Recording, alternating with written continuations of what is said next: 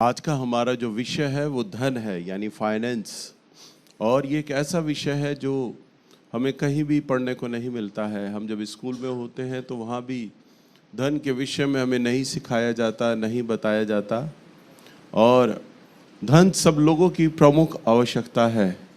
सभी लोग धन को चाहते हैं, पैसे को चाहते हैं, पैसे दौड़ते हैं, काम करते हैं, नौकरी करते हैं। हम जब सुबह उठते हैं तो हमारी ज़रूरतें धन के द्वारा पूरी होती हैं और देर रात तक पैसे से हम जूझते हैं। तमाम आवश्यकताएं, तमाम ज़रूरतें हमारी धन के द्वारा पूरा होता है। परंतु फिर भी इतना एक प्रमुख विषय है जहाँ कहीं नहीं पढ़ाई होती। आप सब ने भी पढ़ाई करी है, मैंने भी पढ़ाई करी है, कभी हमें धन फाइनेंस के बारे में नहीं पढ़ाया गया, जो कि इंसान की एक बहुत बड़ी ज़रूरत है। परंतु अगर हम देखें तो परमेश्वर का जो वचन है वो इसके विषय में क्या कहता है, क्योंकि परमेश्वर पिता है, राजा है, और वो चाहता है कि मेरी संतान के पास किसी भी प्रकार का अभाव, कोई कमी ना हो, कोई भी अभाव, कोई भी कमी ना हो। वो चाहता है क्योंकि मेरे बच्चों के पास हर भली वस्तु उपलब्ध हो। हालेलुया। मैं भी पिता हूँ और मैं भी चाहता हूँ कि मेरे बच्चे जो हैं उनके पास हर पर्याप्त चीज़ हो। मेरे 3 बच्चे हैं, मैं चाहता हूँ वो अच्छा खाएं, अच्छा पहने, उनके अच्छे शौक़ पूरे हों, अच्छे से पढ़ाई लिखाई करें, अच्छा कपड़ा पहने और अपने ज़िंदगी के हर उस मुकाम को छुएं जो वो चाहते हैं। सोचो, जब मैं बुरा होकर, पापी होकर एक ऐसा मनुष्य हूँ, परमेश्वर ऐसा क्यों नहीं चाहेगा कि मेरे हर एक बच्चे, क्योंकि प्रभु ने ही आपको रचा और बनाया है, तो प्रभु क्यों नहीं चाहेगा कि आप धनाढ्य जीवन जिए, आप संपन्नता का जीवन जिए, आप सफलता का जीवन जिए। परंतु होता क्या है, प्रभु की तो सोच है, प्रभु चाहता है कि आप एक संपन्न जीवन जिए, परंतु आप नहीं जी पा रहे हैं। आज हम गरीबी में जूझ रहे हैं। बहुत से परिवार हैं जो गरीबी में हैं। क्यों? क्योंकि वो परमेश्वर के वचन को नहीं जानते हैं। प्रभु का वचन कहता है, मेरी भेड़ें मेरे लोग मेरे बारे में ना जानने के चलते बंधुआई में चले गए। उसके बारे में ना जानने के चलते बंधुआई, गरीबी, बीमारी, समस्याएं, प्रभु के बारे में ना जानने के चलते। आज आप प्रभु के वचन पे मनन करें और विचार करें कि परमेश्वर का आत्मा हमसे धन के विषय में क्या कहता है। आइए हम निकालें नीति वचन की किताब, इसका 10 अध्याय और इसका 22 पद मैं आपके सामने पढ़ने जा रहा हूं। या इस प्रकार से लिखा है, धन यहोवा की आशीष से ही मिलता है और वह उसके साथ दुख नहीं मिलाता। हालेलुया। क्या कहता है प्रभु? धन की आशीष। देखो, धन जो एक आशीष है, क्या है? अभी मैं एक चीज भूल गया। अगर आप सब लोगों से अगर पूछता ना कि भाई कितने लोगों को धन चाहिए, तो लगता है अरे आज हम चर्च में आए हैं तो हमें तो साधु संत हो जाना चाहिए, तो हाथ कोई नहीं खड़ा करता। नहीं, हमें तो धन ही नहीं चाहिए। बहुत कम कोई इक्का दुक्का हाथ खड़ा करते। परंतु वचन में लिखा है, धन यहोवा की आशीष से ही मिलता है। यानी जो पैसा है, वो फाइनेंस, वो परमेश्वर की ओर से मिलता है, प्रभु देता है, और वह उसके साथ दुख नहीं मिलाता। बहुत सुंदर बात है। वो उसके साथ क्या नहीं मिलाता? दुख नहीं मिलाता। तो जो प्रभु की ओर से पैसा आता है, उसमें आप उस पैसे को पूरा एंजॉय करते हैं, उसका आनंद लेते हैं। उस पैसे को आप भोग पाते हैं। आज कई लोग नौकरियां करते हैं, बिजनेस करते हैं, परंतु उस पैसे को भोग नहीं पाते। बैंक में जमा करते हैं तो बैंक हैक हो जाता है, अकाउंट से पैसे निकाल ले जाते हैं। आप लोग कमेटियां लगाते हैं, कमेटियां चलाते हैं, तो जिसके पास कमेटी चलाई होती है वो व्यक्ति भाग जाता है। कमेटी अगर मिल भी जाए तो नुकसान हो जाता है। बीमारियां आ जाती हैं बेवजह की, अकारण। वो आपका बटुआ खाली कर लेती हैं और डॉक्टरों का जेब भर देती हैं। ऐसा ही होता है कि वचन में लिखा है, दुख नहीं मिलाता। यानी जो पैसा प्रभु की ओर से होगा ना, उसमें दुख नहीं होगा। नुकसान नहीं होगा, आप आनंद लेंगे उस पैसे का। परंतु विचार करने वाली बात है, आप विचार करेंगे मैंने तो किसी की चोरी नहीं करी, डकैती नहीं डाली, मैं तो पूरी मेहनत से ईमानदारी से अपनी नौकरी पे जाता हूँ, नौकरी करता हूँ, पैसा कमाता हूँ, मैं अपनी फैक्ट्री में काम करता हूँ, फैक्ट्री चलाता हूँ, काम करता हूँ, तो मैं ऐसा क्या कर रहा हूँ जिसके चलते परमेश्वर के वचन के अनुसार मेरा जीवन नहीं है। सो आइए हम वचन में देखते हैं, निकालिए व्यवस्था विवरण की किताब पुराने नियम से और इसका 18 अध्याय। क्या कारण है कि आपके धन पर आशीष नहीं है? पुराने नियम की 5वीं पुस्तक है, व्यवस्था विवरण की किताब 18 अध्याय और इसका पहला पद।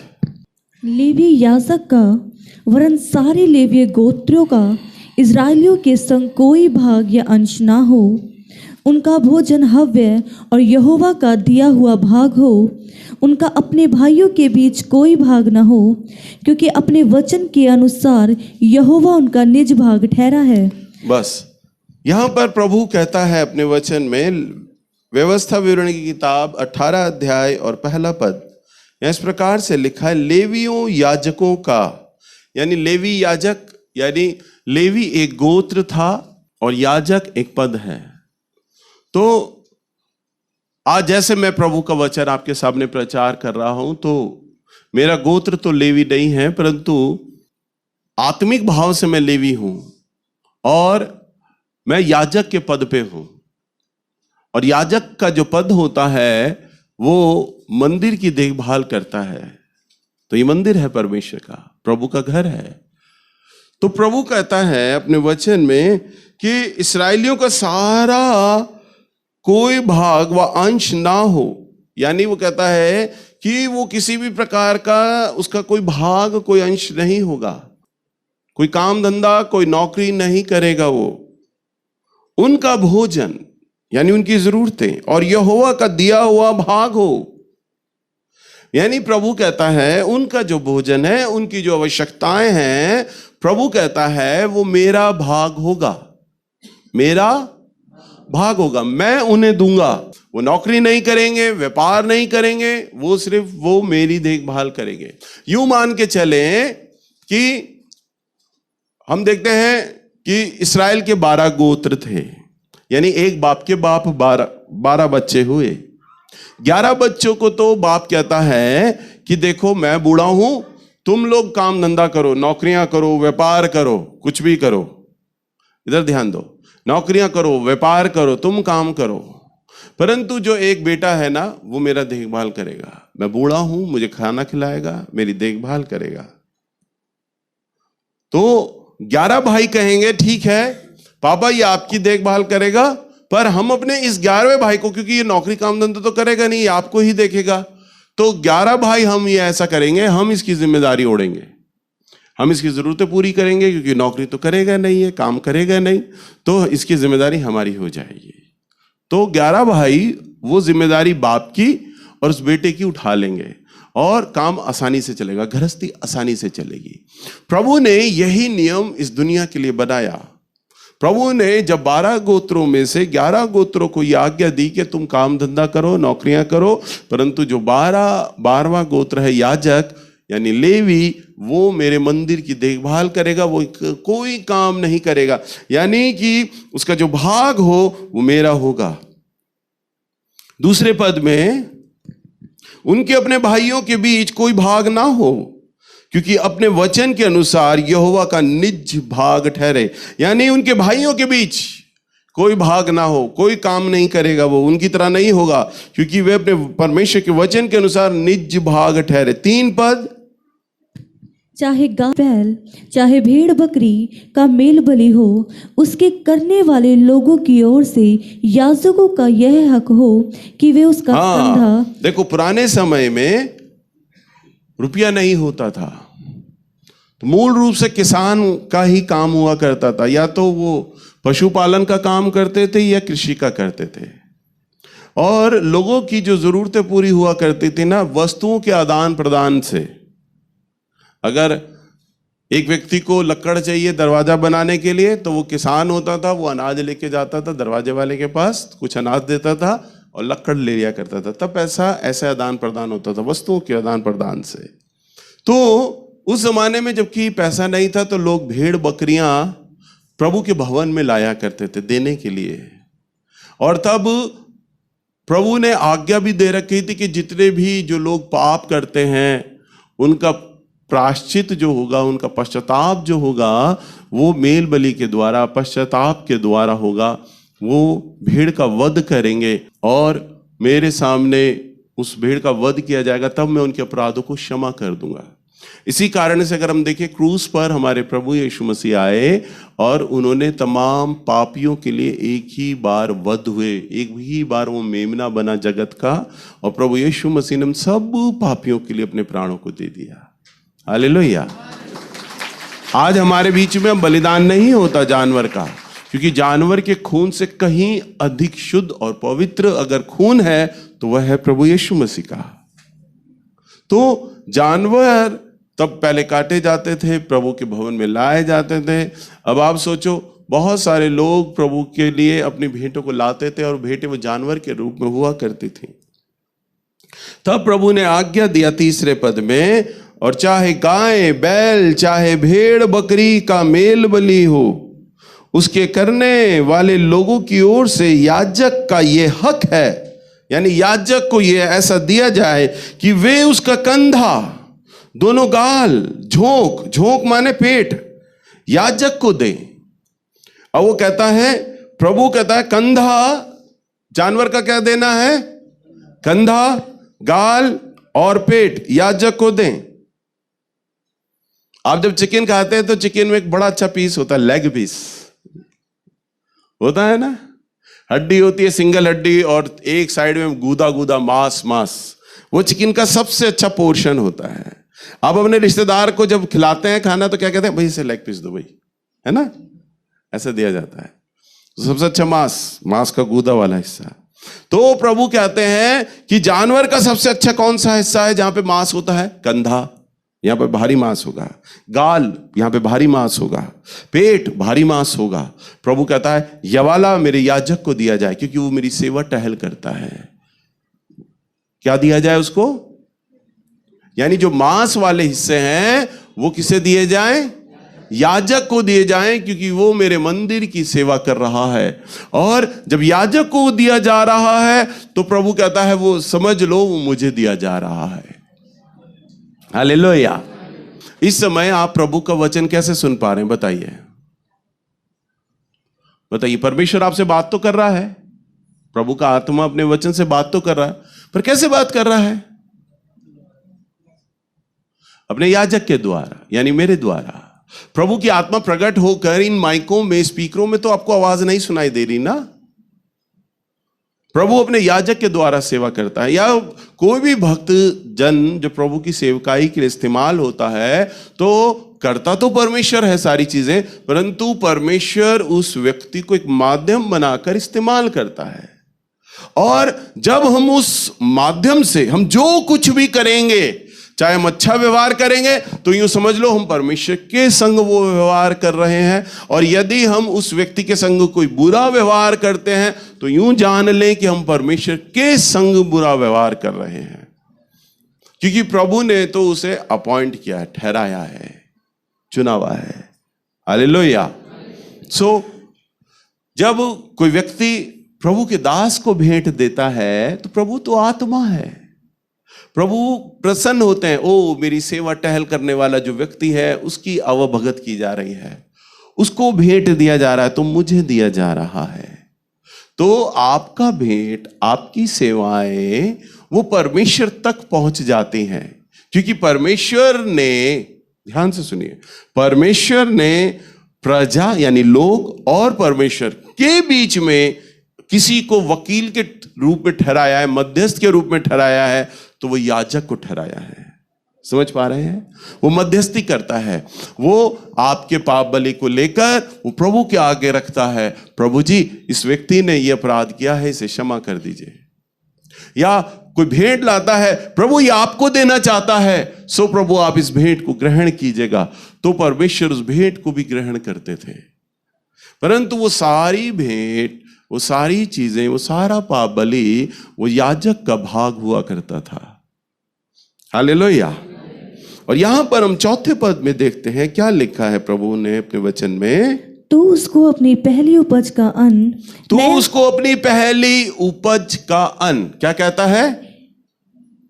ये किसान को आज्ञा है कि तू अपनी पहली उपज का अन्न, जब तेरी फसल होगी तो जो पहली उपज होगी वो तू मेरे भवन में लाना। आगे, नया दाख मधु, नया दाख मधु, यानी जब तू रस निकालता है फलों का, उसका जूस, हाँ, और टटका तेल, और तेल, जो तू तेल निकालता है अनाजों से उसका तेल, और अपनी भेड़ों का वह ऊन देना जो पहली बार कतरा गया हो, और जो पहली बार कतरा गया हो। भेड़ों का ऊन, पहले जानवर हुआ, पहले मैंने आपको बताया ना, किसान होते थे, वो किसानी करते थे, तो प्रभु कहता तेरी अनाज का पहला फसल। वो रस निकालते थे तो प्रभु कहता तेरे रस का पहला फल। वो तेल निकालते थे अनाजों में से तो प्रभु कहता था तेरे तेल का पहला फल। वो भेड़ों का ऊन कतरते थे तो प्रभु कहता तेरी भेड़ का पहला ऊन।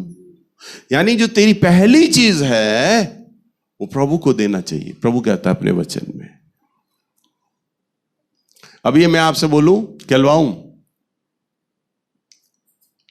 क्या आप प्रभु के लिए तैयार हैं? आप प्रभु को सब कुछ देंगे? आप कहेंगे हाँ भैया मैं प्रभु को सब कुछ दूंगा। और गाना भी ऐसे ही गाया जाता है, आराधना में भी ऐसे की जाती है तन्मन्यता से। परंतु जब देने की बारी आती, जब प्रभु को देने की बारी आती है तो हम प्रभु को अच्छा भाग नहीं देते हैं। हम उसको पहली उपज नहीं देते। पहली उपज का मतलब क्या है? आपकी पहली तनख्वाह, आपकी पहली, इधर ध्यान, अब आवाज नहीं निकल, आपकी पहली तनख्वाह, पहला किराया, पहली कमीशन। अब आप बोलेंगे भैया 9 साल हो गए या 10 साल हो गए मुझे तो ड्यूटी करते हुए, नौकरी करते हुए, मेरी पहली तनख्वाह तो मैंने कब की गवा दी, खर्च कर दी। परंतु वचन तो आज आपको पता चल रहा है।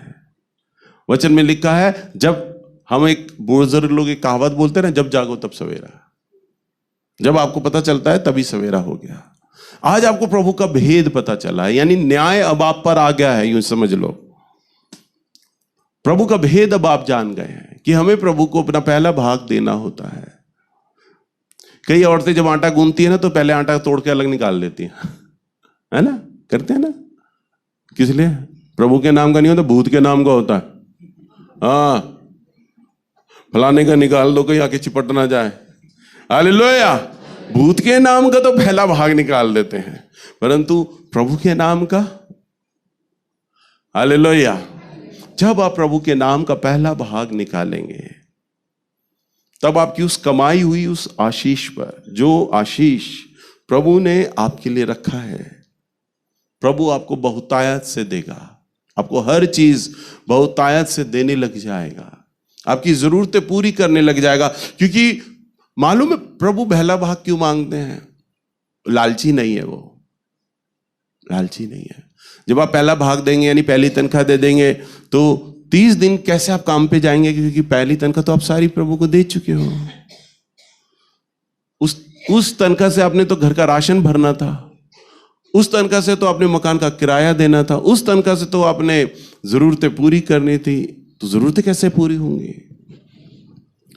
और मुझे लगता है कि आप सोचेंगे क्या प्रभु मूर्ख हैं जो पहली तनख्वाह मांग रहे हैं? हाँ, प्रभु कहते दशमांश दे दो, 5वां हिस्सा दे दो, 20 का हिस्सा दे दो, तो समझ आता। पहला भाग यानी पहली चीज मांग लेंगे तो हमारी जरूरतें पूरी कैसे होंगी? देखिए, मैं परमेश्वर का एक नेचर आज आपको बता देता हूं, ध्यान से सुनो क्या कहने जा रहा हूं मैं। प्रभु हमारा प्रोवाइडर है, हमारा स्रोत है। हमारा क्या है? वो स्रोत है। प्रभु ये चाहते हैं, ध्यान से सुनो, प्रभु ये चाहते हैं कि तुम सीखो कि ये जो नौकरी है ना, जहां तुम काम करते हो, वो तुम्हारा स्रोत नहीं है। तुम्हारी तनख्वाह से तुम्हारा घर नहीं चलता, मेरी सामर्थ्य, मेरे अनुग्रह से तुम्हारा घर चलता है।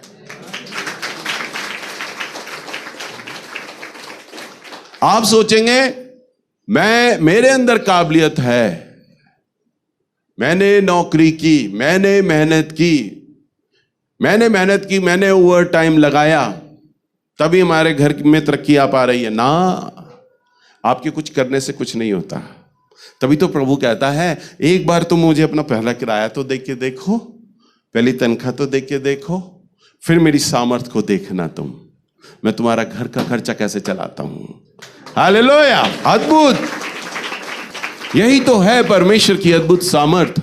जब आप तनख्वाह प्रभु को दे चुके होगे और उस पर विश्वास किए हुए होगे, प्रभु जी आपको मालूम है किराया मैंने देना है, आपको मालूम है प्रभु बच्चों की फीस मैंने देनी है, आपको पता है राशन का खर्चा मैंने उठाना है, आपको पता है प्रभु, परंतु मैं अपनी इस मामूली तनख्वाह पे भरोसा नहीं करता कि मेरी इस तनख्वाह से मेरा घर का खर्चा चलेगा, परंतु मैं आपकी सामर्थ्य पे भरोसा करता हूं, क्योंकि मेरे प्रोवाइडर, मेरे स्रोत तो केवल आप हैं। हालेलुया। और जब हम उस पर डिपेंड हो जाते हैं, निर्भर हो जाते हैं, तब उस महीने हमारे घर में आश्चर्यक्रम फूटने लग जाते हैं। तब आप अपने क्षेत्र के लोगों को ये गवाही बताएंगे, तब आप अपने प्रचारक को ये गवाही देंगे, तब आप अपने चर्च में आके गवाही देंगे, और वो गवाही हृदय की तलछट्टी से निकलेगी, और हर एक गवाही में आंसू होंगे बुरी तरह, क्योंकि आप परमेश्वर के उन कामों को देख रहे होंगे अपने घर में होता हुआ। हालेलुया। आप जानेंगे कि परमेश्वर वास्तव में जीवित है, वास्तव में जैसा हमने परमेश्वर के वचन में बाइबल में पढ़ा, वास्तव में वो जिंदा परमेश्वर है, और वो वास्तव में हमारा प्रोवाइडर है, हमारा स्रोत है। हमारी नौकरी हमारा स्रोत नहीं है। इसका मतलब है अगर मेरी नौकरी कल को छूट भी जाएगी, मुझे मालिक निकाल भी देगा, तो भी मेरा प्रभु मुझे खाना खिला सकता है। हालेलुया। तो भी मेरा परमेश्वर मेरी जरूरत को पूरा कर सकता है। जिस दिन आप इस पाठ को, इस लेसन को जितनी जल्दी ये सीख जाएं कि प्रभु मेरा स्रोत है, आपके जीवन में कोई अभाव, कोई कमी नहीं होगा। हालेलुया। क्योंकि तब आप अपनी योग्यता पर, अपनी बल बुद्धि पर डिपेंड नहीं होंगे, आप तो निर्भर होंगे परमेश्वर की सामर्थ पर। हालेलुया। क्योंकि मेरा प्रभु मेरी जरूरतों को पूरा करना जानता है, कर सकता है। अभी आपको ये वचन सुन के बड़ा अजीब लग रहा होगा। प्रभु यीशु मसीह ने भी जब अपने चेलों को भेजा ना प्रचार करने के लिए, तो वचन में लिखा है, प्रभु के 12 चेले थे, 2-2 चेलों को भेजा और उन्हें कहा, न मार्ग के लिए लाठी लेना, ना कुर्ते, ना कपड़ा, ना चप्पल, ना बटुआ, कुछ मत लो, यात्रा पे निकल जाओ और मेरे नाम का प्रचार करो, और जाओ और बोलो पापियों को मन फिराओ, क्योंकि परमेश्वर का राज्य निकट है। लोगों को चंगा करना, अंधों को आंखें देना, प्रभु ने कहा। परंतु उससे पहले क्या कहा? न मार के लिए लाठी लो, न कुर्ते लो, न चप्पल लो, न बटुआ लो। भाई जरूरत क्या है? कपड़ों की पड़ेगी, तुम्हें खाने की पड़ेगी, बटुए की पड़ेगी, पैसे की पड़ेगी। हम यात्रा में जब जाते हैं तो पूरा संदूक बांध के जाते हैं ना, भाई ये सामान की जरूरतें पड़ेंगी रास्ते में। परंतु प्रभु कहता है तुम यात्रा में चलो, जो कोई भी सामान की जरूरत नहीं पड़ेगी। और जब प्रभु के चेले, 2-2 चेले, अब प्रभु यीशु मसीह तो सर्वव्यापी परमेश्वर हैं, प्रभु के 2 चेले जब उन्हें दूसरे गांव में जाना था, नाव पार करके जाना था, तो बीच में नदी आती थी, नाव पार करके जाना था, तो वो बाकी सारे लोग तो नाव पर चढ़ रहे हैं, वो 2 जने खड़े हैं, हम नाव कैसे पार करें, हम ये नदी कैसे पार करें। परंतु परमेश्वर ने नाव वाले मालिक के हृदय में उस बात को डाला, देख ये मेरे भक्त लोग हैं, इन्हें बुला ले नाव के अंदर। और वो आया उनके पास हाथ जोड़ते हुए और उसने कहा, भाइयों मुझे तुम्हारी शक्लों से लगता है तुम प्रभु के दास हो। उन्होंने कहा, भाई लोग हम प्रभु की सेवा करते हैं, आओ मेरी नाव पर आ जाओ, मेरी नाव तुम्हारे पैरों को रखने से, तुम्हारे आने से हम सौभाग्यशाली हो जाएंगे। बड़े आदर के साथ उन्होंने प्रभु के 10 भक्तों को बैठाया, नाव पार करा दी, नाव पार करा दी, यात्रा से उतरे, जितने यात्री थे सब उतरने लग गए। एक यात्री के मन में प्रभु ने डाला, ये प्रभु के मेरे भक्त लोग हैं, जा इन्हें अपने घर में ठहरा। वो आए, उन्होंने कहा, भाई तुम्हारे चेहरे पे बहुत शांति और दया है, तुम प्रभु के भक्त लोग जान पड़ते हो। उन्होंने कहा, हम प्रभु के भक्त हैं, जब तक इस गांव में हो मेरे यहाँ रहो, मैं तुम्हारे खाने की देखभाल मैं करूंगा, ठहरने की देखभाल मैं करूंगा, मेरे घर पे रहो। और वो उनके घर में रहे हफ्ता 10 दिन और प्रभु का वचन प्रचार किया। तभी तो प्रभु ने आज्ञा दिया कि जब तक उस घर में हो, जब तक लोग विदा ना करे तुम वहीं पर ठहरे रहना। हालेलुया। फ्री का खाना, फ्री का होटल, फ्री के कपड़े, तभी। और तब प्रभु के चेले सारे आए, प्रभु ने उनसे पूछा, अच्छा बताओ तुम्हें किसी चीज की कोई कमी घटी हुई? 12 चेलों ने कहा, नहीं रब्बी, हमें कोई घटी नहीं हुई। हालेलुया। ये था पहला पाठ जो प्रभु ने अपने चेलों को सिखाया, मुझ पर निर्भर होना सीखो, मुझ पर निर्भर होना सीखो। और वो यही बात, यही पाठ तो आपको भी सिखाना चाहता है कि मुझ पर निर्भर होना सीखो। और जितनी जल्दी आप इस पाठ को जान लेंगे, समझ लेंगे ना, तब परमेश्वर उतना सामर्थ्य रूप से आपके जीवन पर काम करेगा और आपकी जरूरतें पूरी हो जाएंगी। आज आप गरीब हैं, आज आपके पास नौकरी नहीं है, काम नहीं है, पैसे का अभाव है, मालूम है क्यों? क्योंकि आप अपने ऊपर निर्भर हो, आप प्रभु के ऊपर निर्भर नहीं हो। प्रभु कहता, आकाश के पक्षियों को देखो, ना वो बोते हैं ना काटते हैं, तो भी तुम्हारा स्वर्गीय पिता उन्हें खिला देता है। जब वो जानवर और पक्षियों की चिंता करता है तो वो तुम्हारी क्यों ना चिंता करेगा? हालेलुया। समझ पा रहे हैं आप लोग? तो वो आपकी हर एक जरूरत को क्या करता है? पूरा करता है, जानता है, हर एक चीज को पूरा कर देगा। सो आपको प्रभु को ऐसा ही भेंट चढ़ाना है और परमेश्वर के पास आना है। दूसरा, हम एक बात को अच्छे से सीखेंगे। जब प्रभु ने उन्हें आज्ञा दी कि तुम मुझे भेंट चढ़ाने आओ, तो अच्छा भेंट चढ़ाना, याजक को अच्छा भेंट देना। और मैं आज आपको सिखाता हूं, जब आप प्रभु को भेंट देते हैं ना, एक चीज आपको सिखाता हूं, जो 10 का नोट है, भेंट में सबसे ज्यादा मालूम है कौन सा नोट इस्तेमाल होता है? 10 का। एक बार मेरी बहन मेरे से बात हो रही, मेरी बहन कहती, भाई मैं एक स्किट तैयार करना चाहती हूँ, एक नाटक तैयार करना चाहती हूँ, छोटे छोटे बच्चों को इस्तेमाल करूंगी और एक बड़े बड़े नोट बनाऊंगी। एक बच्चे पे 10 का नोट, एक बच्चे पे 20 का नोट, एक पे 100 का नोट, एक पे 500 का नोट, एक पे 2000 का नोट। कह रहे वो आपस में बात करेंगे, बताओ बताओ प्रभु की सेवा में कौन इस्तेमाल होता है सबसे ज्यादा? तो 10 का नोट बड़ा उछलता है, बड़ा खुश होता है, कहता है प्रभु के लिए तो मैं इस्तेमाल होता हूं सबसे ज्यादा। 20 का नोट कहता है मुझे भी कभी कभी काम मिल जाता है इस्तेमाल होने के लिए। 50 भी कहता है। 100 का नोट कहता है मुझे तो बहुत कम इस्तेमाल होने का मौका मिलता है। और 2000 का नोट तो रोरा होता है, वो कहता है मेरा तो इस्तेमाल ही नहीं होता है, मैं तो मायूस हूं, मेरा तो इस्तेमाल ही नहीं होता है। 500 का नोट कहता है कम से कम तू रो रहा है, मैं तो साल 6 महीने में तो इस्तेमाल हो जाता हूं। हालेलुया। तो जब भेंट आती है ना, तो भेंट में सबसे ज्यादा 10 का नोट होता है। और आपको एक प्रूव करता हूं, आपको बड़ा अजीब लगेगा सुनकर जो मैं कहने जा रहा हूं। जो 10 का नोट है ना, जितने भी लोग डालते हैं ना, वे श्राप में चले जाते हैं। किस में चले जाते हैं? हाँ, डालो आज। पता है क्यों श्राप में चले जाते हैं? अब मैं आपसे पूछता हूं, क्या 10 के नोट से आप एक वक्त की पूरी सब्जी खरीद सकते हो? 10 के नोट से क्या आप दूध खरीद सकते हो पूरे दिन भर का? 10 के नोट से राशन खरीद सकते हो? 10 के नोट से बिजली एनडीपीएल का बिल चुका सकते हो? मकान का किराया दे सकते हो 10 के नोट से? जब आप यहां आए हो रिक्शा या ऑटो करके, तो 10 के नोट से कहीं ज्यादा आपका पैसा खर्च हो गया। आज आप छोटे अपने बच्चे को भी देते हो ना, तो भी वो 10 का नोट नहीं पकड़ता। कहता मम्मी इसमें कुछ नहीं आता, 20 रुपए दो, 50 रुपए दो, 10 के नोट से कुछ भी बात नहीं होती। और जो 10 का नोट कहीं नहीं चलता ना, वो आप प्रभु के पास चलाते हैं लाके। तभी तो 10 का नोट सबसे खुश है कि मेरा इस्तेमाल हो रहा है। हालेलुया। और कई बार तो मेरे भेंट में, आपके पास तो जितने भी 10 के नोट है ना, उन सब में तो एक ही महात्मा गांधी जी होंगे। मेरे नोट में तो, मेरे पास जब भेंट आती है तो कई नोट ऐसे आते हैं जिनमें 2 महात्मा गांधी होते हैं या 3 महात्मा गांधी निकलते हैं।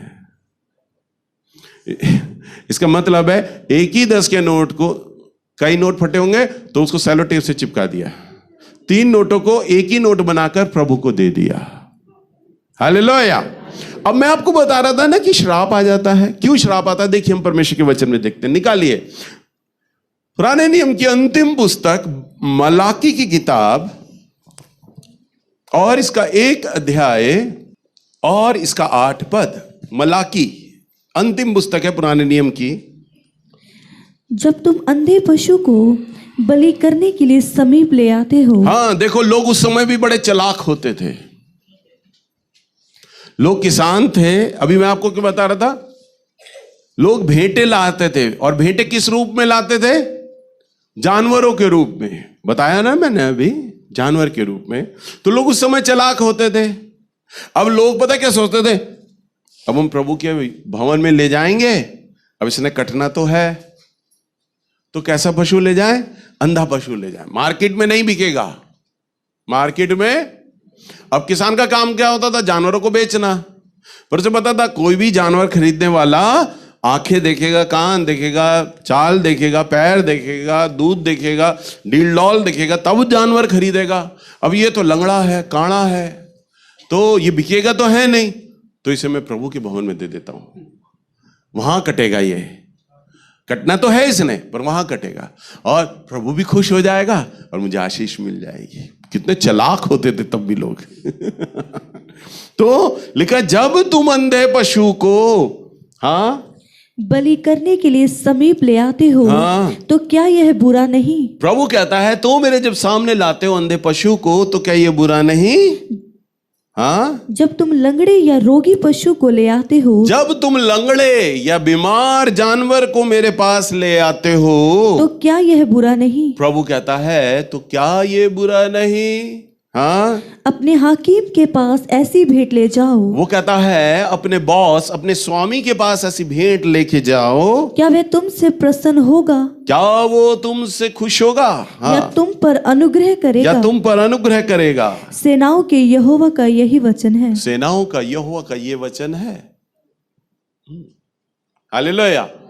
और प्रभु क्या कहता है, जब तुम अंधे बीमार पशु को मेरे पास ले आते हो, लंगड़े को ले आते हो, तो क्या ये बुरा नहीं? जब तुम अपने हाकिम के पास जाते हो, तो कैसा लेके जाते हो? गिफ्ट। जब आप अपने बॉस के पास जाते हैं, तो कैसा गिफ्ट लेके जाएंगे? जब रिश्तेदारी में जाते हैं, तो कैसी मिठाई लेके जाएंगे? बताइए।